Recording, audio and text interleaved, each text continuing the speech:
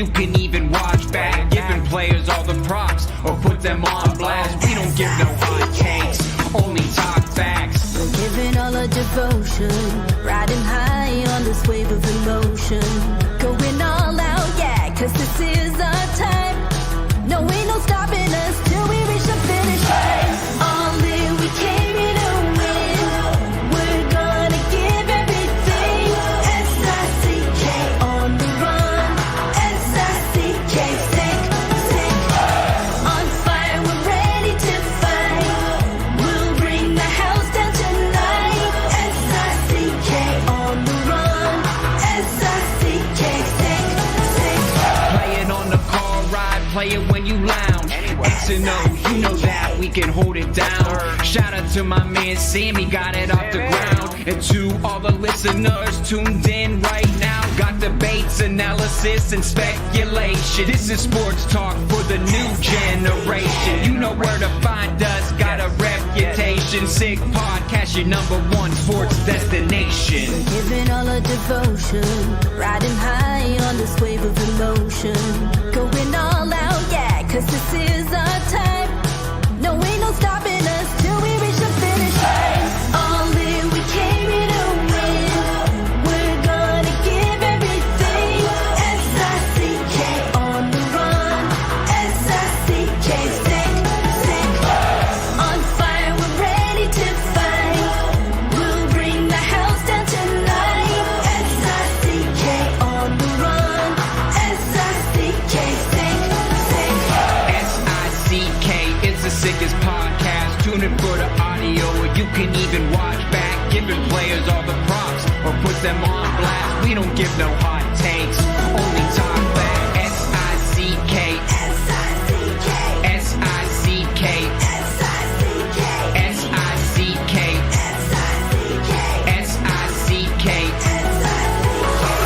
All in, we came here to win. We're gonna give everything. S-I-C-K on the run. S-I-C-K, sick.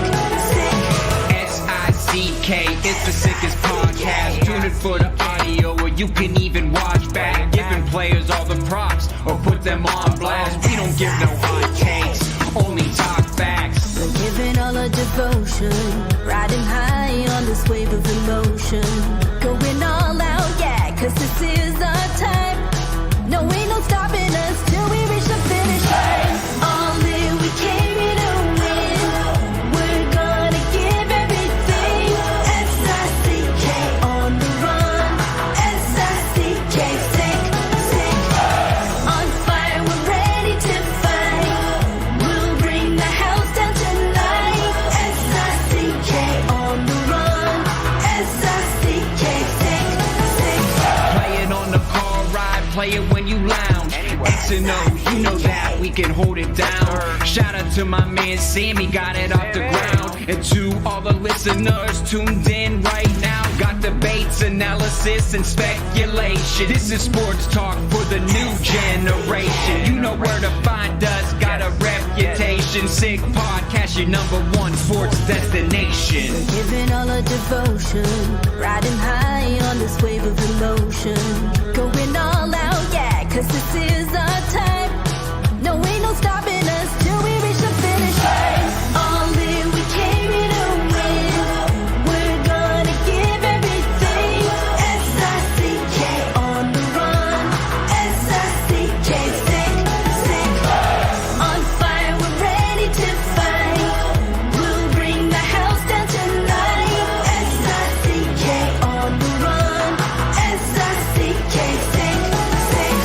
S-I-C-K is the sickest podcast. Tune in for the audio, or you can even watch back. Giving players all the props or put them on blast. We don't give no hot takes, only talk back. S-I-C-K, S-I-C-K, S-I-C-K, S-I-C-K, S-I-C-K. S-I-C-K. Turn up your volume. Because you're about to listen to The Sick Podcast. With Tony Marinaro. 55 seconds left in the penalty, a minute and 27 seconds left in regulation time. Boston 4, Montreal 3. Lafleur coming out rather gingerly on the right side. He gives it into Lemaire, back to LaFleur. Oh! The sickest Montreal Canadiens podcast. You're in the ball! Sports entertainment like no other. Rejoint, on lui fait perdre la rondelle, une passe devant. Et c'est le dégagement et ce sera la victoire des Canadiens. Stanley pour les Canadiens, le 23e de l'histoire. You found the dogs! John, you found the dogs! He found the dogs! And all together, they worked a young team to the top. And now, a 24th Stanley Cup banner will hang from the rafters of the famous Forum in Montreal. The Canadiens win the Stanley Cup! Brought to you by Energy Transportation Group. Driven to be different. La Vida TB. Embrace your true nature. And Playground, your premier gaming destination. It's gonna be sick. Marinaro on this Thursday, February 29, and man, what an exciting game that was by the Montreal Canadiens and the Florida Panthers tonight.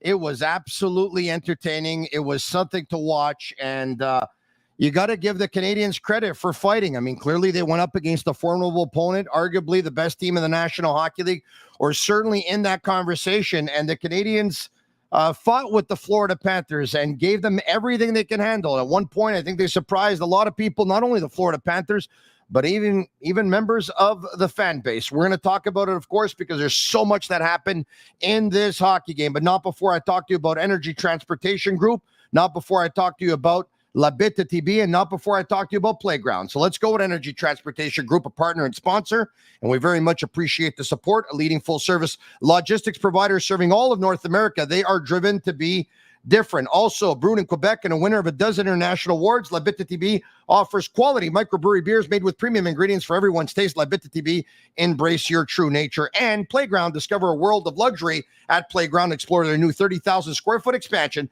with thrilling games, gourmet dining, and live entertainment located just over the Mercier Bridge.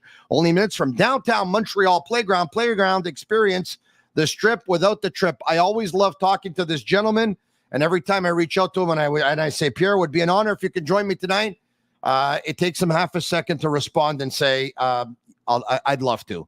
So we thank him very much. Pierre McGuire. Good evening, Pierre. How you doing, Tony? I'm doing extremely well. Listen, I really enjoyed the hockey game, Pierre. I thought it was extremely entertaining. I'll go as far as to say that it had almost pretty much everything. Well, it was a playoff game, and I would agree with you 100%. You had great goaltending at both ends. Stolarz really impressed me in this game for the Florida Panthers, and I thought Montembeault in the second period was phenomenal. Look at Slavkovsky, look at Suzuki, look at Caulfield, that line in particular. I love the way Suzuki dominated the puck. There was energy, there was passion, there was big shot blocks, there were big hits. I hope Brendan Gallagher's okay, Tony, on that reverse hit he got from Rodriguez. But all in all, that was a tremendous playoff game, I should say. But it was fun to watch, and I really enjoyed it. Pierre, when Jeff Gordon, Kent Hughes, Marty St. Louis, they talk about the culture. I mean, they don't hold back. They let everyone know that they are obviously in a rebuild, but the goal is to get better individually, collectively, as a group and as a team with each and every game. And, they don't want to roll over and die. They want to fight. And, 60 games into the season, when if you take a look at the standings, I mean, clearly, I don't think anyone's betting on the Montreal Canadiens to make the playoffs this year. This is the effort that they give Marty St. Louis and they give the organization. What's the conversation that Kent Hughes and Jeff Gordon are having right now? They're probably identifying who they think their core guys are going forward. They're probably trying to evaluate, who has an organizational need for some of the players that maybe they don't consider core players. And then, Kent obviously works the phones. I would imagine it's Kent working the phones and Jeff there supporting him. You can't have too many people, making different calls all over the league, because if you do, you send mixed messages around the league. So I'd imagine that Kent's probably working the phones. But I think the biggest thing for them right now, I think they've identified, Tony, their core players. And because of that, they know who's not going to be part of the program going forward and who needs to be part of the program going forward. Pierre, they must be thrilled with Nick Suzuki. He was acquired, of course, for Max Pacioretty, along with Thomas Tatar and the pick who I think happened to be Norlander, if memory serves me well. Anyway, long story short, when Kent Hughes and Jeff Gordon arrived here, they both said that they didn't know much about Suzuki. They looked at the contract that he was given, an 8-year deal at $7.875 million, and they said, well, we don't know a lot about this player. And to tell you the truth, Marc Bergevin took a little bit of heat because a lot of people thought that he gave him that contract way too soon before Suzuki could answer any questions. Well, Pierre, for those who were wondering if Nick Suzuki is a number one centerman, they can stop asking them that question. If they haven't already, I would hope after tonight they have. Nick Suzuki now has 59 points in 59 games. What a performance tonight. Paul Maurice said before the game, this kid has some Barkov in him. Pierre, this kid's got some Barkov in him. He does. The only thing that's different, he doesn't have Barkov's size, and maybe he doesn't have Barkov's penalty killing skills. Barkov's one of the elite penalty killers in the league. He really is. And I know you don't get extra style points for being a penalty killer, but he's that good. But there's a lot of similarities in terms of the creativity of their games. The thing about Nick now, you see, and I talked about it, Tony, when we opened up here, his ability to dominate the puck is making a huge difference. And it's allowing Slavkovsky to be better. It's allowing Caulfield to be better. And it's really helped the Canadiens' power play be better. You know, Pierre, I put together a little bit of I did a little bit of homework while the game was going on, and I've just sent it over to Agnello and Sammy, and they're going to bring it up in just a second. But once again, if Nick Suzuki hasn't convinced everyone with his play, he is in very elite company right now when it comes to centers in the National Hockey League in terms of goals scored and in terms of points thus far this season for all players who have played center. Now, if you go to NHL.com, you're going to see that they have Reinhart and they have Verhaeghe in the centers category. But the reality is that they're playing wing with Barkov as their center. So you can forget about, they got Matthew Barzal as a center. But the reality is that Barzal is playing right wing on a line with Bo Horvat. You'll correct me if I'm wrong. So no, you're spot on right now. Yeah, there's some centers that are ahead of Suzuki, but they're playing wing this year. So Agnello and Sammy, I sent it to you. I don't know if you can bring it up, but for all the players who have played center thus far this season, guess how many, Pierre, have more goals than Suzuki, and guess how many have more points than Suzuki. There you have it. You'll excuse the handwriting. I mean, it's not the greatest, but I don't think it's the worst either. No, it's not. But I was going to say McKinnon, Matthews, and JT Miller had to be up there. So obviously that's where it is. And you look at that's a murderer's row of players that he's in company with. So, I mean, that's really impressive. I think the biggest thing on that list when you look at it, Sidney Crosby's obviously having an unbelievable season in Pittsburgh. And you look at Robert Thomas as a player that not a lot of people really are familiar with. But Robert Thomas, a guy that's having an unbelievable year as well in St. Louis. So I'm not surprised by that list. And I'm not surprised that Nick's in that company because that's how he's carried himself all year, Tony. He really has. Yeah. Pierre, for the benefit of those who will be listening on Google or Apple and Spotify and will not be seeing the list that we just put up, I'm going to read it out. Centers with more points than Nick Suzuki thus far this season. 1, McKinnon. 2, McDavid. 3, JT Miller. 4, Austin Matthews. 5, Elias Pettersson. 6, Leon Draisaitl. 7, Robert Thomas. 8, Braden Point. 9, Sidney Crosby. 10, Sebastian Aho. Centers with more goals this season than Suzuki. Also 10 of them. 1, Austin Matthews. 2, Nate McKinnon. 3, Sidney Crosby. 4, Braden Point. 5, JT Miller. 6, Elias Pettersson. 7, Leon Draisaitl. 8, Joel Eriksson Ek. 9, Dylan Larkin. 10, Brock Nelson. Pierre, once again, he is an elite company. Elite. Oh, yeah. Oh, super elite. You were talking about that Islanders line with Bo Horvat and Barzal. The other player on that line is Brock Nelson that you're talking about. So what Patrick Roy did, he put 3 center icemen together, but 2 of them are playing on the wing.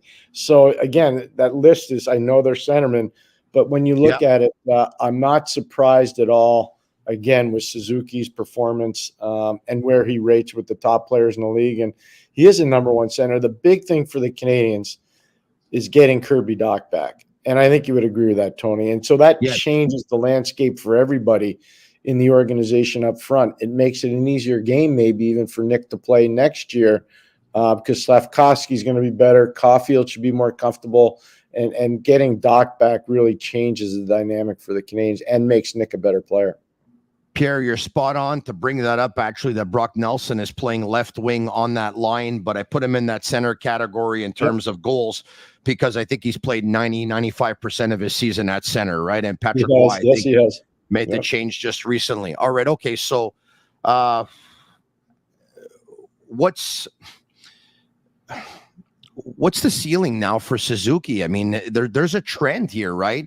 41 points in his first season in 70-odd games, 41 points, I think, in like 56 games, 61 points the season after, 66 points last year. He's on pace to have 82 points this season. We know he's a player that hit 100 points one season and almost 100 points in 2 other seasons in junior hockey. Can Nick Suzuki hit those numbers at the NHL level? I think he can. I think one of the things that's going to change, too, for Montreal, the power play prowess is going to be even better when certain players get more mature. And I know people have this great debate going on about Lane Hutson. I think when Lane Hutson gets to Montreal, the power play gets even better. And that's a positive thing for Nick Suzuki because he's going to start stockpiling points in the power play. And if they could ever get that power play, Tony, let's just say humming at around 24 to 27%, Suzuki's going to be a big part of it. And that's going to just lead to more points. And I would say 90 to 100 points is not a foreign concept for Nick Suzuki. I don't think. It's unreal, really. Okay, let's take a look at the lineup here if we can for both teams. Okay, so Suzuki in between, Caulfield playing his off wing as he has all season with Slafkovsky playing his off wing. Newhook in between Armia on his right and Joshua Roy on his left. Evans with Anderson on his right and Gallagher on his left, and Colin White centering Jesse Ylönen on his right and Tanner Pearson on his left. On defense, Matheson, Gouli, Jacki Savard, Harris, Kovacevic, and Samuel Montembeault is in goal. Pierre, on a night like tonight, where it's a close game and you're trying to make a statement and you obviously want to win this game because of that culture that we talked about, even though, you know, I'm thinking in the back of my head, rebuild, and I think every loss is a win tomorrow. But anyway, that's just me. And I know hockey players and organizations don't think this way, but mind you, the Chicago Blackhawks did a year ago. But so with the exception of tonight's game, and I know it was a big game for Mike Matheson, he's going up against the team that drafted him. Matheson played 27 and a half minutes tonight. Let's forget about tonight's game for a second, but he plays 25, 26 minutes every night. In a year that's a rebuild, for a player that you've said on this podcast, you not only want to see him finish off the rest of his contract, a couple of remaining years, it would be a player that you would actually extend when his contract is up, because it's a player who can say to other players, I'm from Montreal. I wasn't drafted by this team.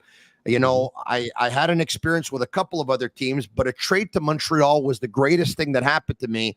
And it could be, you know, something that other players can look at around the league. But in a rebuild year, for a player that you'd like to have be part of the equation for at least a couple of years, does he not play too much? Well, I've been saying that for a while. And I think part of it is because they have no other direction to go in terms of running the power play. And a lot of those extra minutes are power play minutes. And that's why I think when Lane Hutson gets here, whether the Canadiens play 11 forwards and 7D once Lane Hutson gets to Montreal, or whether they go 12 and 6, I don't know what their schematic will be, Tony. But I do think when he does get here, that will take a lot of those extra minutes away from Mike. And then I think you're going to see him more around 23, 24, which as an elite skater, and Mike is an elite skater, that's not an overbearing kind of amount of time for him. It just isn't. But it's those extra minutes. Once you start pushing over 27, getting to 30, that's hard to do if you're playing 3 and 4 nights. It's just really, really hard to do.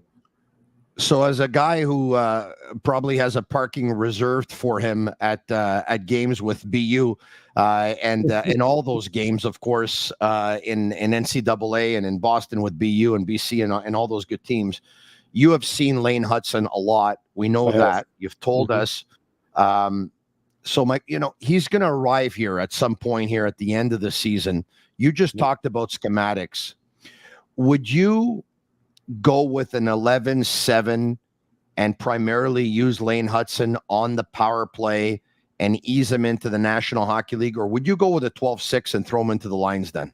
No, I would go with 11-7. I would not put him in the Lions Den because he's not physically big enough to go into the Lions Den right now. And if he's got a fundamental flaw right now, it's just not heavy enough. And he doesn't defend enough with his feet. He needs to defend more with his feet and less with his upper body. And he will learn that as he's around the guys in practice more and more, because you're going to see the size difference. And college hockey players, especially the league he plays in, Hockey East, there are a lot of big people.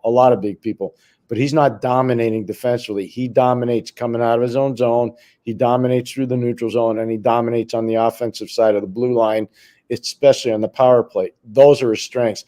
I'd be shocked if they threw him into the Lions Den. I really wouldn't. I think Kent and Jeff have probably, look at Kent's son plays at BU, and Jeff's son is on the roster at BU. So both those fellas running the Montreal Canadiens, they're seeing Boston University more than anybody. Maybe not more than I am, but they're seeing them enough. Don't worry. They're seeing them enough. Pierre, let's take a look at the score sheet. Actually, we'll bring up the Florida Panthers lineup. Why don't we do that? I think we have it. Let's bring it up right now. There we go. Okay, so Barkov in between Verhaeghe on his left and Reinhart on his right. Bennett with Kachuk on his right and Cousins on his left. Lundell with Rodriguez and Luosterainen.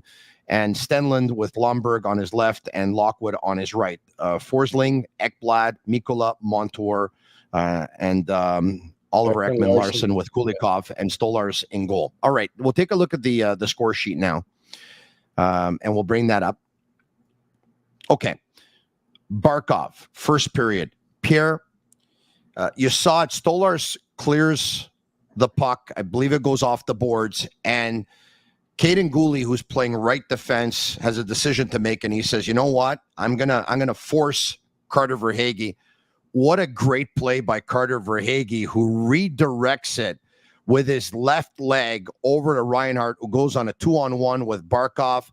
Matheson's unable to intercept the pass, goes to Barkov, a quick wrister, beats Montembeault.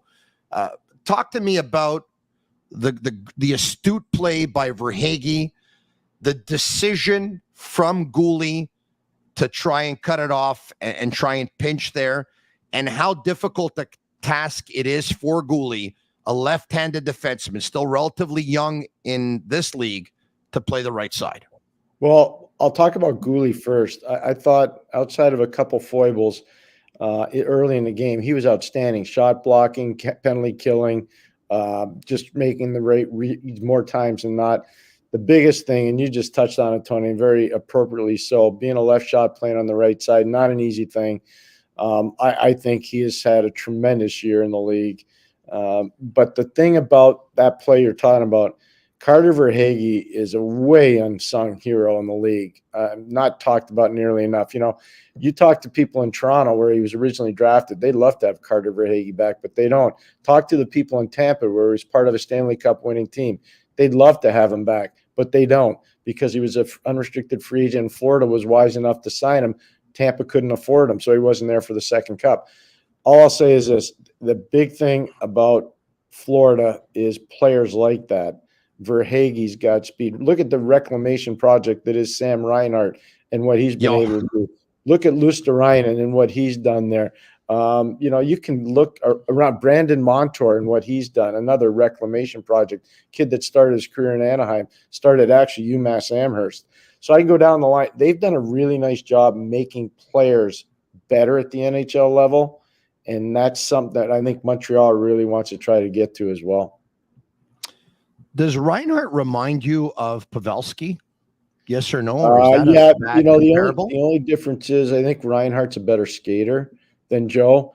I don't know if he's got the same ability to chip pucks. Joe, I'm not sure we've seen since Steve Shutt probably a guy that could chip pucks down low like Joe Pavelski. I know there've been a lot of guys like Johan Franz and Ryan Smith, guys that were coming up, Thomas Holmstrom in Detroit.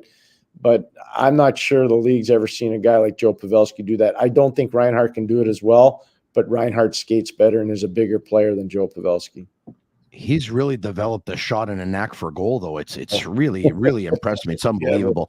Okay, Nick Suzuki ties this game after Paul Maurice says he's got a little bit of Barkov in him, and Barkov puts Florida up 1-0. Nick Suzuki says, here, this one's for your coach. Thank you for the compliment.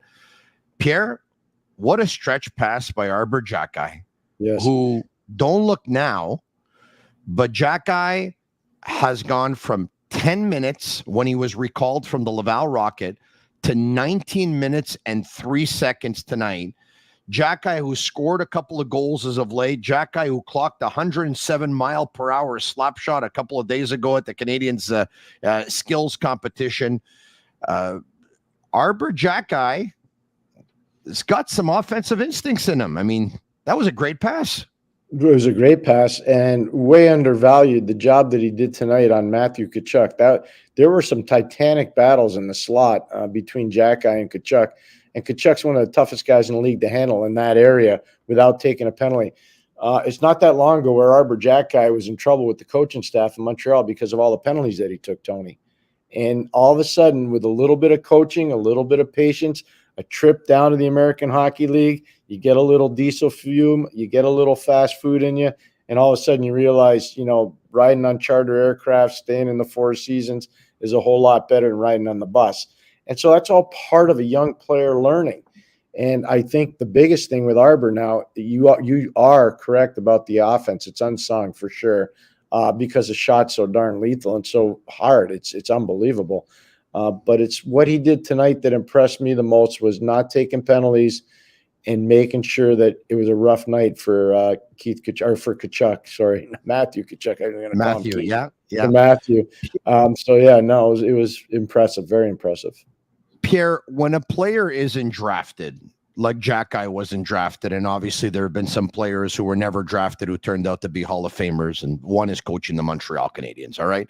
But with all due respect, Arbor Jackeye clearly, he doesn't have Jonathan Marchessault, I believe, was not drafted, correct? Was he not an undrafted player? Marchessault, I don't believe was. He went as a free agent to Columbus.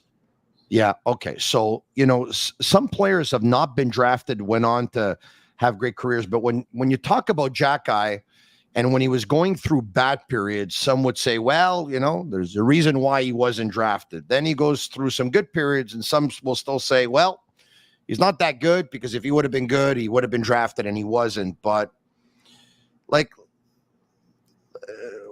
how much stock do you put into that exactly? Like when you're Jackeye's still very young. We don't know what his ceiling is. The fact that he was never drafted, does that give you like a preconceived opinion that his ceiling won't be very high, or you don't put any stock into that because late bloomer and everyone develops at different rates? Everybody develops at different rates. I don't put any stock in that at all. There's a guy you were talking about, a Hall of Famer that's coaching the Montreal Canadiens. How was Adam Oates as a Hall of Famer? Was he any good? Amazing. Never drafted. One of the best pure passers the game has ever known. So, I don't put a lot of stock on that. I look at Barclay Goodrow, and when Tampa won the Stanley Cup, he was a critically important part of their team and not drafted. I can go down the line of all these guys, great players over time that were never drafted. I don't put a lot of stock in that. I remember all the time working for Scotty Bowman, and he'd tell me the guys that's the underdog, he's the guy that's going to be coachable. He's the guy that's probably going to get better. He's the guy that's going to be receptive to information. And so you want to find that guy and try to cultivate him and work with him. And I think Canadians have done that with Arbor Jackeye, and Stefan Robitaille deserves a lot of credit. He does. I think he's done some really good things, and I think the time he spent in the American Hockey League with Jean-François Houle and Kelly Buchberger and young Coach Laperriere, I think a lot of good stuff happened here. So I think that's really positive. It should make Canadiens fans really excited about the future. It's incredible how the game of hockey is, eh? Jackeye goes down with an injury, and Jaden Struble gets called up. They tell Jaden, you're probably not going to play. Jordan Harris ends up getting hurt. Jaden Struble ends up playing. He doesn't come out of the lineup because he's just so reliable. Mhm. And then, Harris ends up coming back. Struble ends up, getting a little injury. Jackeye ends up coming back. Jackeye ends up playing better. And tonight with Struble out, Jackeye takes advantage of a real good opportunity and just plays a fantastic game like you talked about. I mean, no one's going to talk about Jackeye's game tomorrow with the exception of that stretch pass. But Pierre, you see things that others don't, and you're right. That was a huge battle with Matthew Tkachuk. And the last time I checked, I mean, that guy's a lot to handle. And tonight, the only time you saw Tkachuk was, trying to find some of his teammates on the power play, but at 5-on-5, not much of a factor. Great point, by the way. That's when Tkachuk was really lethal. Obviously, the assist on the Reinhart power play goal. But here's what really impressed me about Arbor tonight. Set play, right, Pierre? Set play, right, Pierre? They were looking for Reinhart. Yeah, that's all. That's a set. Yeah. They've scored so many goals on that. But what I liked the most was when Rodriguez ran over Montembeault, and he did. He leg whipped him. I was surprised that wasn't handled a little bit differently by the officials. Anyways, Arbor Jackeye is the first guy there, and I thought he was going to get in trouble because I thought he was going to flip out and do something silly. The referee did a good job getting between Jackeye and Rodriguez, which was really good. But I was impressed by, even though he did that, Arbor didn't lose it. He didn't lose it. So all this stuff is starting to kick in for him. And I think that's a positive, a very big positive. The Canes, long term, when the Canes are really good, they're going to be huge on defense. They're going to be nasty on defense. It's going to be hard to get to the front of the net. So I equated to a defense like St. Louis had when they won the Cup, like Vegas had when they won the Cup. It's almost impossible to get to the net for second and third chance opportunities because the defense is so big and so mobile, and that's kind of where the Canadiens are going right now. Pierre, Marty St. Louis, with all his strengths, he wears his heart on his sleeve, and sometimes it's hard for him to hide his emotions. When his players, or Arbor Jackeye in particular, takes a bad penalty where he probably puts himself ahead of the team or probably doesn't play with the clock, you can tell that Marty's got smoke coming out of his ears, right? But I want to ask you about what you just talked about. So I'm sure that Marty and the coaching staff are really happy that the message to Arbor kicked in, especially tonight, and they saw control from him and a discipline. But at the same time, I'm sure they don't want their goalie run over. I'm sure the goalie doesn't want to be run over. I'm sure they don't want their team taken advantage of. So, how do you handle that so that, you play with that control, you play with that discipline, but at the same time, you don't want players taking liberties on your teammates? No, and I think going forward, the next time they play, remember it was Rodriguez too that got Brendan Gallagher, and nobody did anything either. So that's just message sending down the road. It may not happen this year, but that people will remember. And so that's a payback time at a different time. But I think in this situation, with how tight that game was and how hard the Canadiens battled, and you got to be honest, Tony, and I know you watched it like I did, they weren't great in the second period because they were taking too many penalties, but they found a way. They found a way to hang in there, right? And so that's important. And I don't think any player in the third period wanted to take a bad penalty that could put their team in a bit of a bind. So I respect that fact, but I do think eventually the fine line will be learned, and they'll know, okay, now's the time to take a guy out. Now's the time to back off and save it for the next game. Pierre, in the second period, I thought Florida was unbelievable on the cycle. I mean, they just kept on cycling. They're big, and they're hard to contain. Yeah, I agree. They really are. Look at, even their fourth line does stuff. Like, they create mayhem. Now, do I think that fourth line is going to be elite in the playoffs? Probably not. No, I don't think they're going to get as much time as they probably do in the regular season, and especially if they fall behind in games. But right now, I mean, you'd be hard-pressed to say there's a better team at this point in the Eastern Conference in the Florida Panthers. I think you'd be hard-pressed to find that. Pierre, when you just brought up Rodriguez and you said, they've got his number, and at some point down the line, what I immediately thought about was when Zach Cashin ran over Montembeault.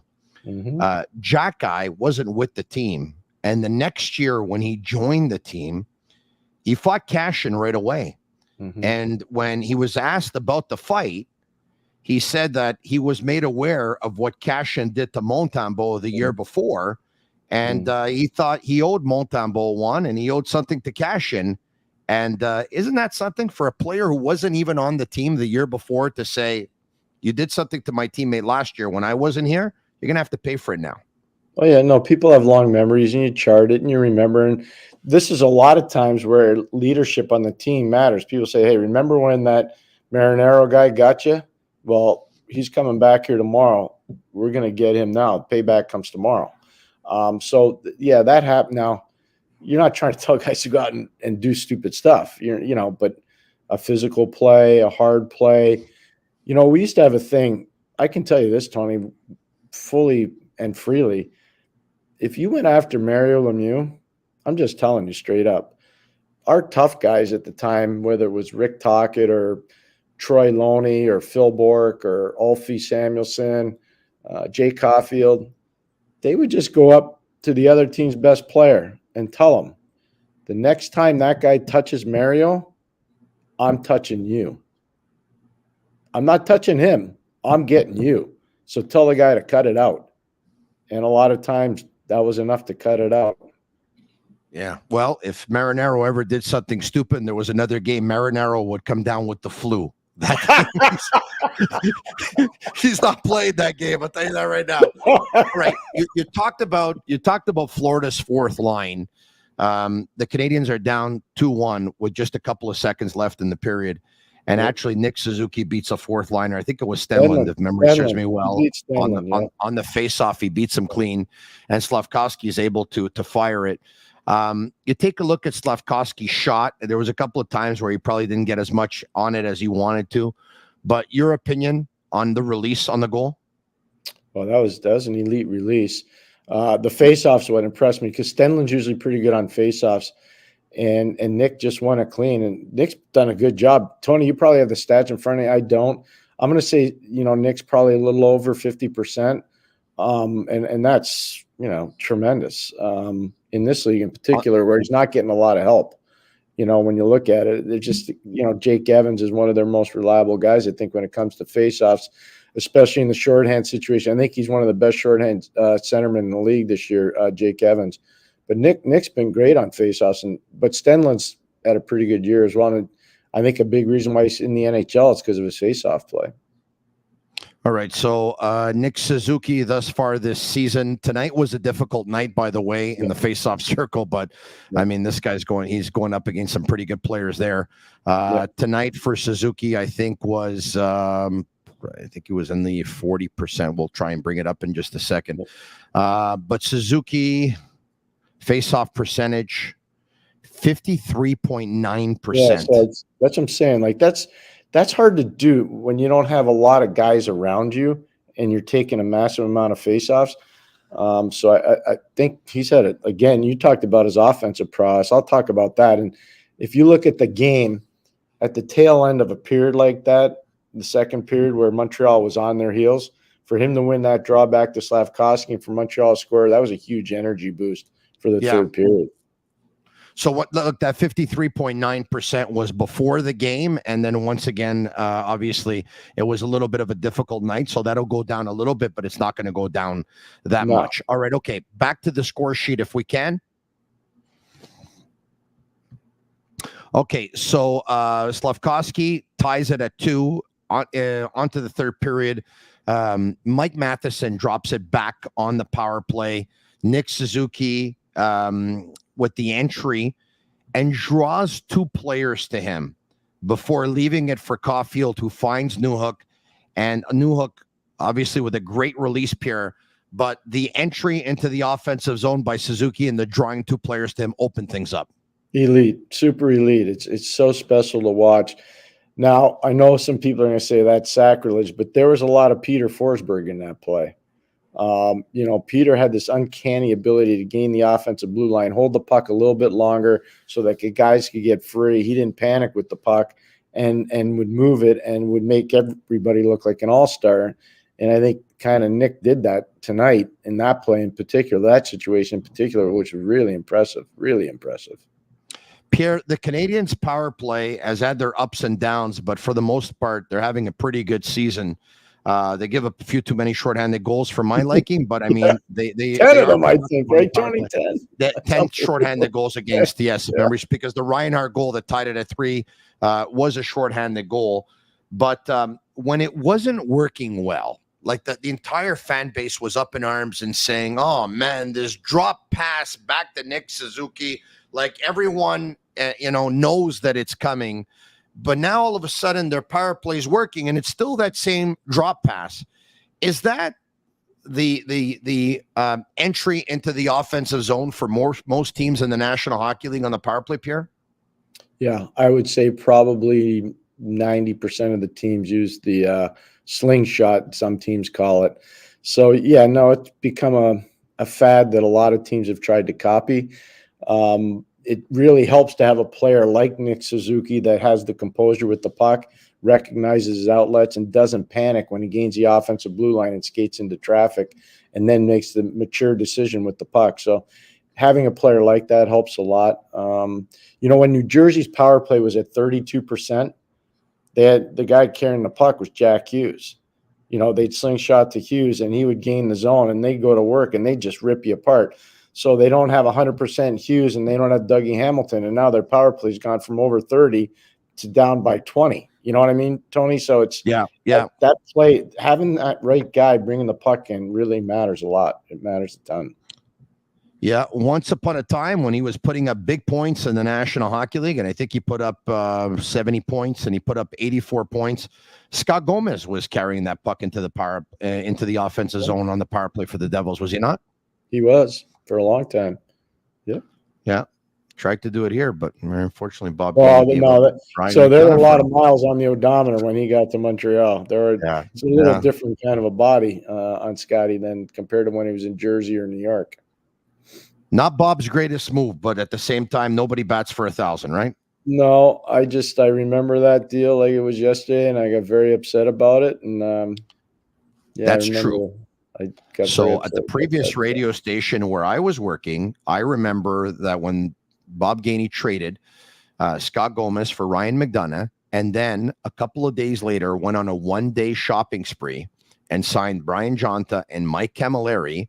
Mm-hmm. You did not think those were wise moves. Now, I know the fan base got pretty excited because Yaroslav Halak stopped 50 shots in a series that you covered.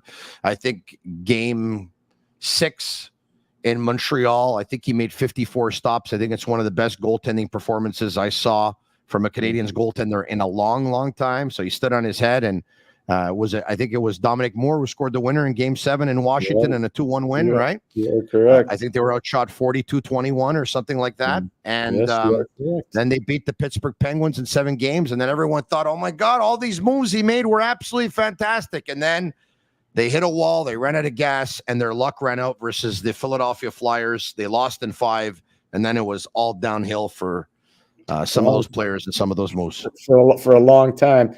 The thing about McDonough, and I don't know who would have told upper management this, but, urban legend has it that somebody in Montreal said that he was not a high character guy. Nothing could have been further from the truth.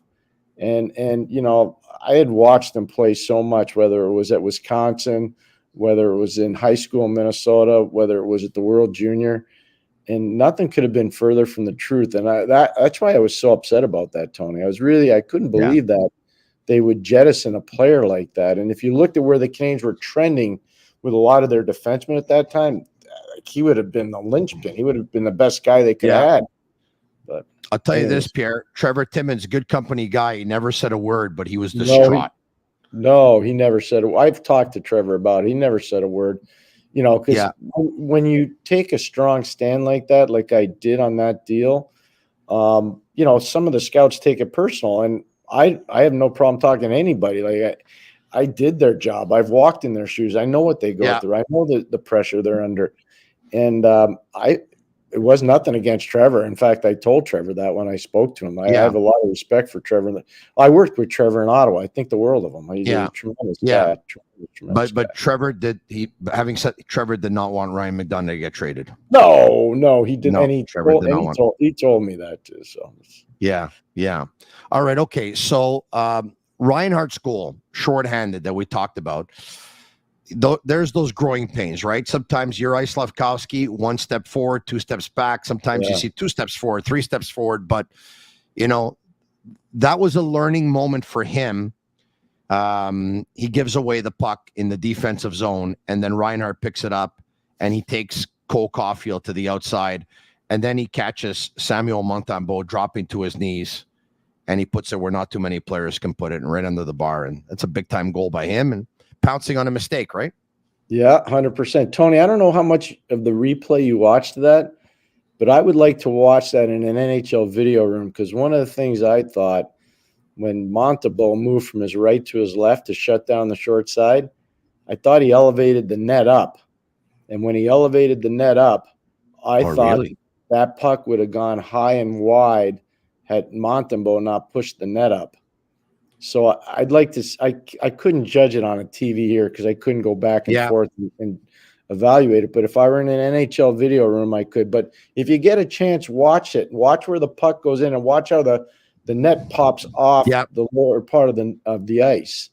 And I think had he not done that, I think that puck would have been high and wide. Pierre, Craig Button joined me yesterday, and I love talking to him as well. And we had a real good conversation on player development.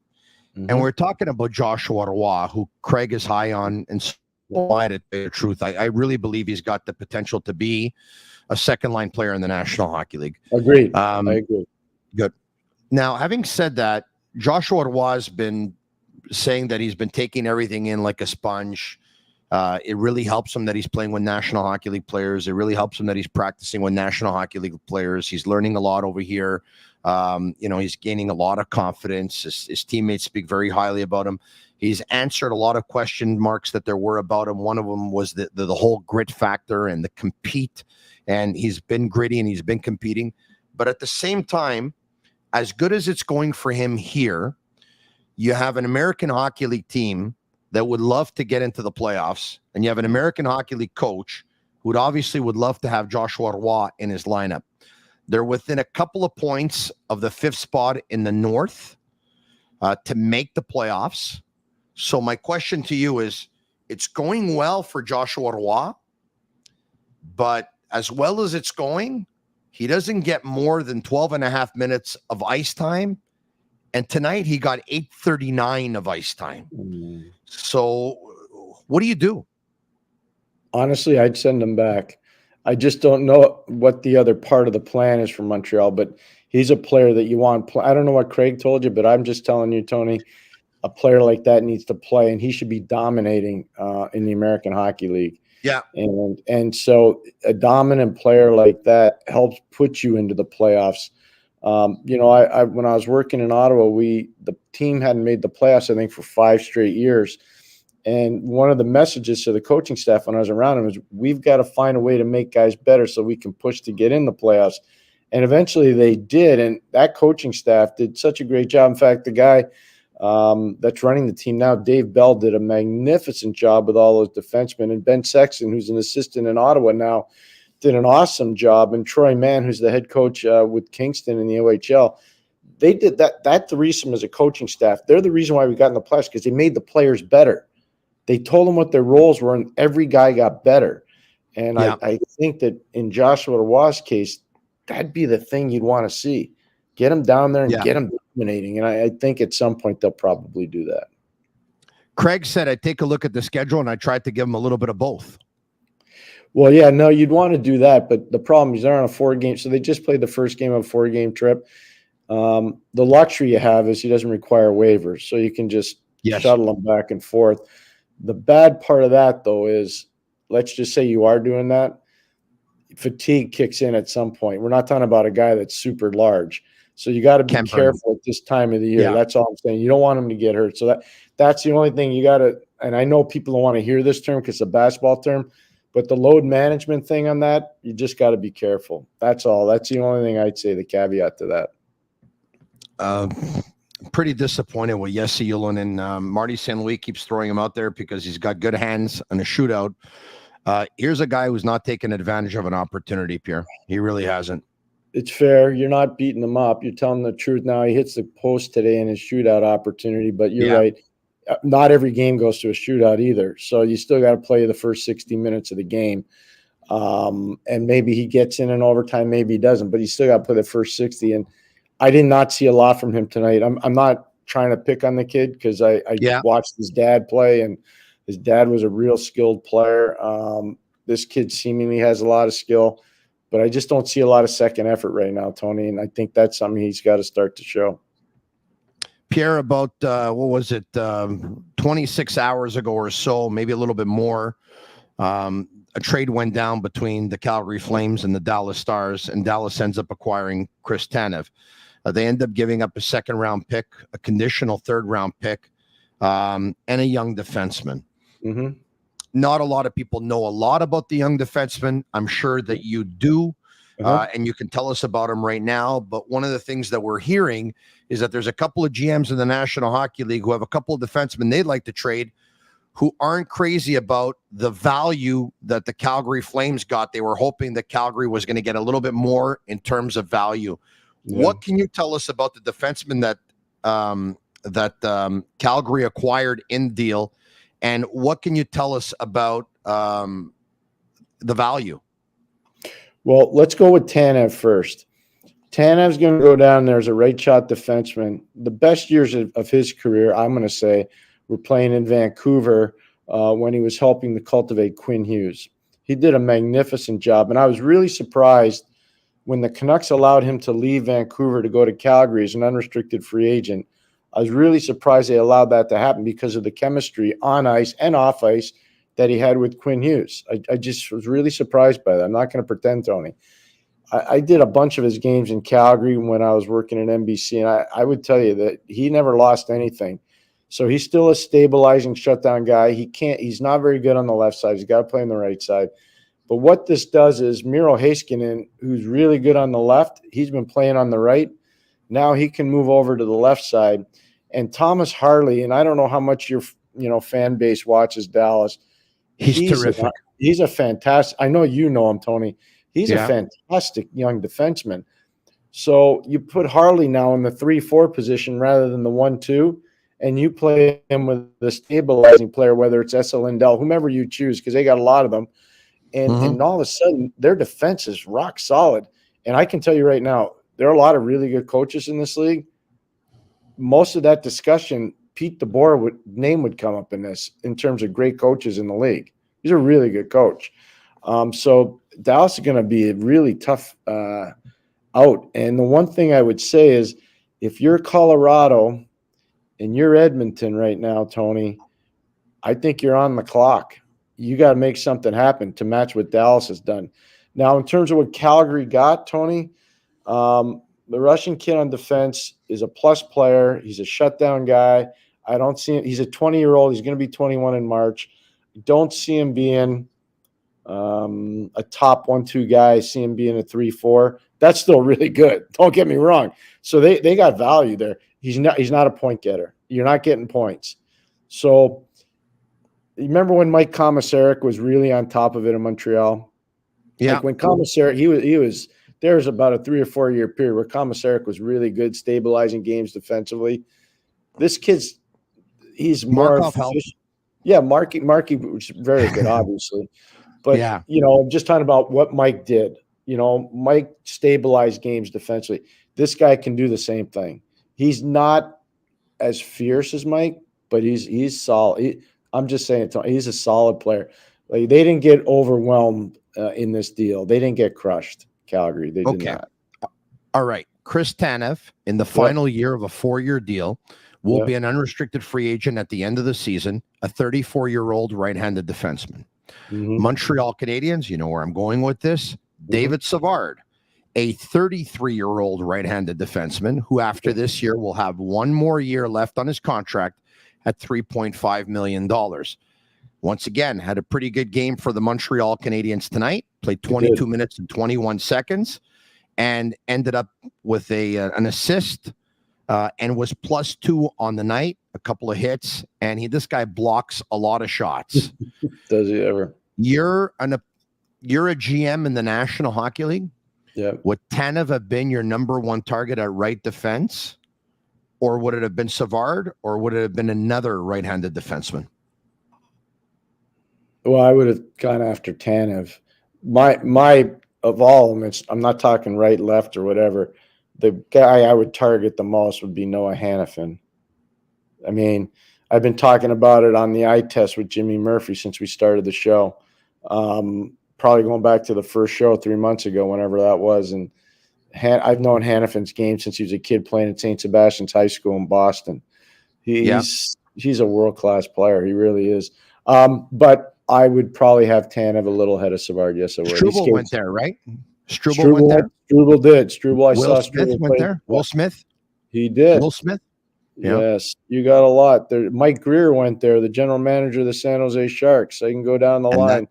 That made it an automatic for him to draft Will Smith at number 4, I guess, right? An American kid. Yeah, Joe Helbig, who was a first rounder of the Edmonton Oilers way back in the early 90s. I can go down the line there.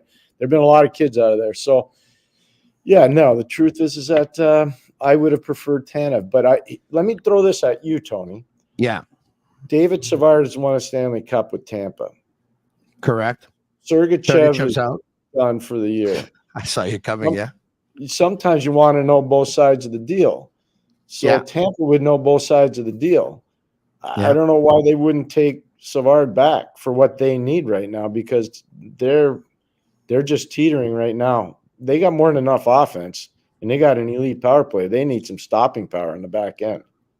Yeah, so, it's the first thought that came to my mind when Sergachev went down with that terrible injury was, you know what? If you're going to acquire a player, who better than a player who already played for you, who knows the city, who knows the organization, who obviously would not need all that much adaptation, would be able to probably fit in like a glove. And the only thing that I thought about was, well, it's a left-handed defenseman that went down, and it's a right-handed defenseman that you would be acquiring. Yeah, I get that. That's fair. I mean, it's a good point. It's a fair point. I think at this point, though, for them, I think what they're looking for is stopping power and big body presence down low. And in a penalty kill situation, Savard could play left side just as easily as he can play right. You're right. You're right. That should not be a huge issue on the penalty kill, and that's something they got to have. They got to be better. And they got a bunch of kids playing back there now that they're trying their butts off. They really are. I mean, the one guy that I think has played great there this year, and I don't know how much people watch, but Nick Perbix has been outstanding there. He had an unbelievable year for a young kid. He's played really, really well. But they just need some veteran presence and bigger guys. Pierre, 2 more if I can, and that is we got some pretty big numbers tonight. A lot of people are watching, and here we go. As you know, NHL trade deadline is next week, Friday, March 8th. Yeah. And a lot of people are looking at this whole David Savard thing saying, all right, can he be the next number 1 target for teams that are looking for a right-handed defenseman? And that Kent Hughes' plan is he's trying to stockpile as many assets as possible. And the sexy one that you want is a first-round draft pick. Tanev did not get that. Right. And he was the number 1 guy on probably most people's lists. Pierre, what are the chances of David Savard getting you a first-round pick in a deal? I don't think very good, Tony. I don't want to break anybody's bubble, but I'd be very surprised if anybody paid Montreal first-round pick for him. So what do you think his value would be? And knowing what you think his value would be, is it actually worthwhile for the Canadiens to get rid of him at whatever that value would be, or more worthwhile to hold on to him for another year? Then he's at the end of his contract, and at the same time, you can ease some young defensemen into the lineup, and you can probably give them time because Savard can be here next year. Well, that's the thing that I kind of like about the Savard situation is you can keep him. There's no rush to trade him. You're not going to be competing for the Stanley Cup. The coaching staff I'm sure has talked to the management staff about where he fits and what he does with the younger players. And if they say, we need him to help cultivate the next wave of young guys, or he's had a great impact on Struble, or he's had a great impact on a Jack guy, or he's done a great job with Jordan Harris, or the relationship he has with Caden Gooley, all that stuff matters. And if the reports are bad, which I don't think they would be, but if the reports are bad, then I say they're going to move him. But if the reports are good, because of where his contract is, I'd be surprised if they moved him. Last one. The Ottawa Senators are not trading Brady Tkachuk, are they? That'd be a big mistake. I mean, that's Ryan Whitney of Spitting Chicklets that threw that out there. Former NHL player, and doesn't mean he's right, but at the same time, I mean, look he's at anybody everything you want in a player, right? Wayne Gretzky got traded. So, I mean, a lot of Peter Forsberg got traded. Paul Coffey got traded. Mark Recchi got traded. Eric Lindros got traded. I mean, I can go down. There are a lot of great players have been traded. I can't see Ottawa doing that. I mean, here's how hard is it? Let me ask you this question, Tony. How hard do you think it is to get a power forward that can get 35 to 40 goals and 100 penalty minutes? How hard do you think it is to get that kind of player? You either have to draft that player or you have to fleece another team in a trade, basically Jonathan Huberdeau for his brother. Yeah, it just doesn't happen. That stuff doesn't happen. So Brady Tkachuk and Matthew Tkachuk, those are the guys you're talking about. One was acquired by trade, and the other one was drafted at 4th overall when you went on the record on Montreal radio once again, and you said with that pick, if I'm the Montreal Canadiens, and I remember you saying this leading up to the draft and as recently as that draft day, and you said, if I'm the Montreal Canadiens, the player I would draft would be Brady Tkachuk. Yeah, no, again, you watch these guys growing up and you break down enough tape and you see all the different permutations, and the organizational need for Montreal for the longest time has been what? We need to get bigger. They could have got really big and really mean. I'm a big Brady guy. I had the good fortune of being around him, and he's the one. If there would be one knock, and it's not a big one, maybe he got the captaincy too early. But I would say that ship has sailed, and it's not too early anymore. They just have to surround him with a little bit more veteran leadership. See, I would have thought from the outside, obviously, that if Brady Tkachuk would, and once again, maybe there's no truth to this rumor whatsoever, but if Brady Tkachuk would no longer be an Ottawa Senator, it's because he would want to leave. Canadian markets aren't for everybody. Right. And Ottawa, with all due respect, is not for everyone either, right? And maybe I would have thought it would have gone down that way. But if the Senators would trade Brady Tkachuk, he's everything that they don't have. They only have him in that mold who can play that way. They got a bunch of skill, they got a bunch of talent, and they got Stützle, and they got Norris, and they got Pinto, and they got Matheson. They got a lot of players who have a lot of talent, but nobody can play like Brady Tkachuk. No. So the one guy in the league that I think is similar is Svechnikov in Carolina. There are not a lot of guys. You said it correctly, Matthew, one of the other guys that can do what he does. There are not a lot of guys that do that. So you got to be really careful when you. I know it's fun to play fantasy GM, but at the end of the day, the reality is that those guys don't fall off trees. I'll never forget this, Tony. I don't think I've ever had 3 bad words with John Davidson in my career when I was coaching or when I was broadcasting with him. But I will never forget the day that Joe Thornton got traded by Boston to San Jose for Marco Sturm and Wayne Primo and Brad Stewart. I will never forget that as long as I live. I happened to be in Colorado. John happened to be, I think, in New York. And Doc Emmerich was in Port Huron, Michigan. We're doing a conference call. And I said, I can't believe Boston would do that. Like, guys like Joe Thornton don't fall off trees. And you look at the numbers now, it's crazy. And, Joe's record when he went to San Jose was ridiculous. It was so good. And it's maybe the only time I think I've ever had bad words with JD, because he was taking the other side and saying, "Oh, Boston fleece San Jose." I'm like, I don't think so. I've said this story before, so I apologize for being redundant, but the Canadiens played the Boston Bruins at the end of that, that summer before Thornton got traded.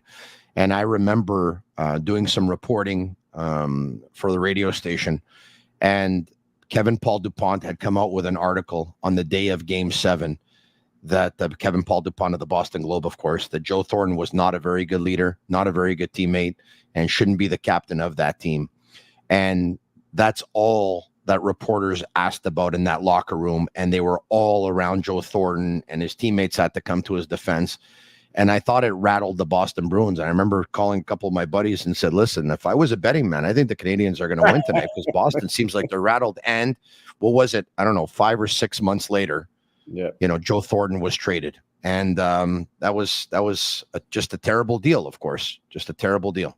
Yeah, no, the one thing is sometimes, not always, sometimes guys get traded and they get scared straight and they never get traded again. Other times, guys just can't find it because that trade breaks them. Joe found it. I mean, Joe Thornton's a Hall of Fame player. Look at the numbers. So, I mean, it's crazy. Yeah. So this was supposed to be the end of. I kept you way longer than I told you I was Are going to you keep you. So I kidding me? apologize for that. All right. So I love in doing ending. this. In ending. No. In ending. Yes. You brought up John Davidson's name. Yep. Is he going to hire Jeff Gordon to be his general manager, in your opinion? I've heard this rumor before. I'd be surprised. I don't know. Jeff's got an amazing thing going here in Montreal. He really does. And, Columbus had a long way to go. I mean, they've got obviously Fantilli's a really good Tony. I don't know how much, again, people are focusing on Columbus right now. Fantilli's going to be a heck of a player. You start looking at all the little components they're started to build, that Jarmo Kekalainen started to build there.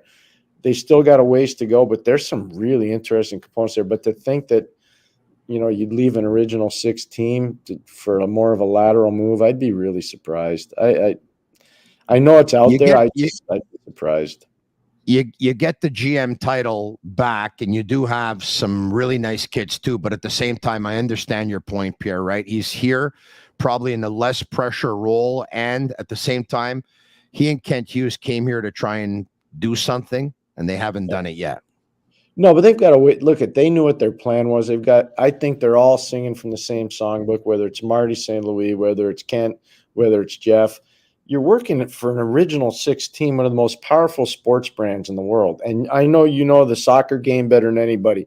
The Montreal Canadiens are one of the few teams in hockey that can rival some of those soccer brands. They are. They really are. And you've done very well because of the Montreal Canadiens. Think about it, Tony, where your career is. You cover the Montreal Canadiens. So all I'm saying is it would be hard. They're putting food on my table, Pierre. They are. But it would be hard, Tony. It would be hard to leave an original 6 team, and especially the Montreal Canadiens, especially when you're in the middle of something that I think is going to end up being really, really good. He is Pierre McGuire of the Eye Test with Jimmy Murphy on the Sick Media Network. You check them out if you haven't already. There you have it.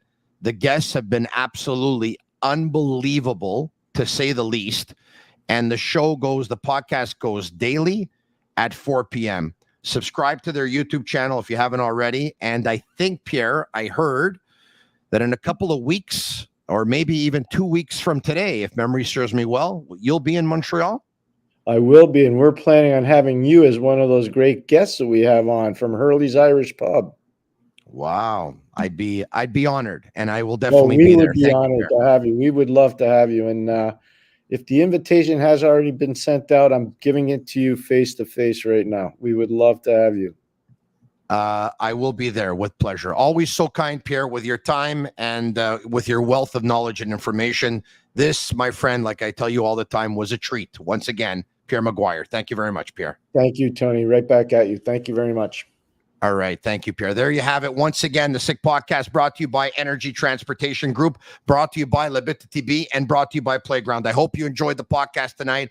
I thought it was one pretty informative podcast with a heck of a lot of information. I hope you thought the same thing. If you liked it, like it, share with your friends. Comment Sick, S-I-C-K, S-I-C-K, S-I-C-K. Subscribe to our YouTube channel. We'd love to have more people subscribing. We love your support. We appreciate your support. You're the Sick Army. You're the Sick community. We can't do it without you. And if you can, leave us a 5-star review on Apple. It's our way of feeling the love. For Yellow Sammy and Juliana and Master Control, they're Cavallaro. I'll be back tomorrow and bring you Friday's edition of the Sick Podcast. Yeah, I'll be in tomorrow. I'm Marinaro. And that's a wrap. Hope you don't miss us too much until next time. Follow the Sick Podcast with Tony Marinaro on YouTube, Instagram, Facebook, Google Play, and Apple Podcasts. The Sick Podcast is brought to you by Energy Transportation Group, driven to be different. La Vida TV, embrace your true nature. And Playground, your premier gaming destination.